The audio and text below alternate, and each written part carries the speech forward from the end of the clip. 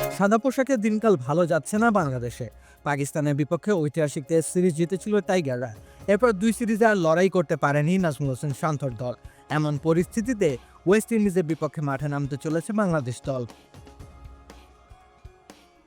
Test series থেকে ছিটকে গেছেন অধিনায়ক নাজমুল হোসেন শান্ত। এছাড়াও দলের নিয়মিত সঙ্গী মুশফিকুর রহিমও নেই চোটের কারণে। এই দুইজনের পরিবর্তে একাদশে দুইজন ব্যাটারকে ঢোকাতে হবে বাংলাদেশকে। তবে বোলিং আক্রমণে পেসারদের সংখ্যা কমানো হতে পারে বোকামি।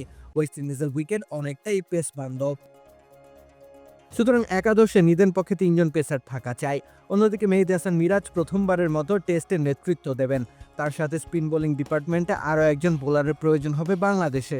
সেক্ষেত্রে অবশ্য হাসান মুরাদের চাইতে এগিয়ে থাকছেন তাইজুল ইসলাম। অভিজ্ঞতার বিচারে তাইজুলকেই প্রাধান্য দেবে বাংলাদেশের টিম ম্যানেজমেন্ট। তবে বাংলাদেশ পাঁচজন বোলার নিয়ে একাদশ সাজাবে কিনা সে প্রশ্ন কিন্তু থেকেই যায়। গোটা দলের ব্যাটিংয়ের বেহাল দশা, সেজন্য অতিরিক্ত একজন ব্যাটার খেলানোর পক্ষেই থাকে বাংলাদেশের টিম ম্যানেজমেন্ট। তাতে করে আবার বোলিং আক্রমণে বিকল্পের ঘাটতি দেখা দেয়। রীতিমতো পা ঢাকতে গিয়ে মুখ বেরিয়ে যাওয়ার মতো অবস্থা। যদি ৮ ব্যাটারের পথে আরও একবার পা বাড়ায় বাংলাদেশ, তবে নিশ্চিত রূপে লড়াই করবার সুযোগও হতে পারে হাতছাড়া। ৭ ব্যাটারের একাদশে শান্তর পরিবর্তে একাদশে যুক্ত হতে পারেন দীপু।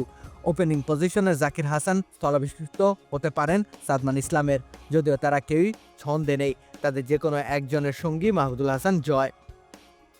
এছাড়া জাকির আলী অনেক পেতে পারেন সুযোগ। যেহেতু মুশফিকুর রহিম স্কোয়াডে নেই, সেহেতু একজন ব্যাকআপ উইকেট রক্ষক ব্যাটার প্রয়োজন হবে বাংলাদেশের। অভিষেক টেস্টে হাফ সেঞ্চুরি করা জাকির এগিয়ে রয়েছেন মাহিদুল ইসলাম অঙ্কনকে ছাপিয়ে।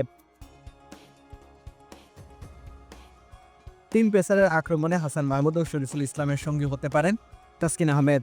আফগানিস্তানের বিপক্ষে ওয়ানডে সিরিজ খেলায় বিশ্রাম পেতে পারেন নাহিদ রানা। অতএব তিন পেসার, দুই স্পিনার ও ৭ ব্যাটারে একাদশী হতে পারে বাংলাদেশের জন্য আদর্শ। তবে পলায়নপর নীতি অবলম্বনে ৮ ব্যাটারও খেলাতে পারে বাংলাদেশ। রাকিব হোসেন রুম্মান, খেলা ৭১।